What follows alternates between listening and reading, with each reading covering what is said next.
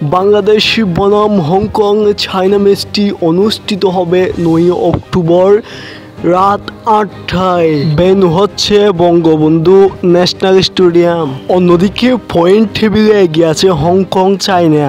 2 match জয়ী হয়ে 4 point নিয়ে উন্নত স্থানে আছে হংকং চায়না। অন্যদিকে বাংলাদেশের পয়েন্ট হচ্ছে শুধুমাত্র 1 পয়েন্ট। ইন্ডিয়ার সাথে ড্র করার পর সে 1 পয়েন্ট পেয়েছিল, বাকি একটা ম্যাচ হারার কারণে শুধু বাংলাদেশে 1 পয়েন্ট আছে। অন্যদিকে হংকং 2 ম্যাচ জিতে 4 পয়েন্ট অর্জন করে।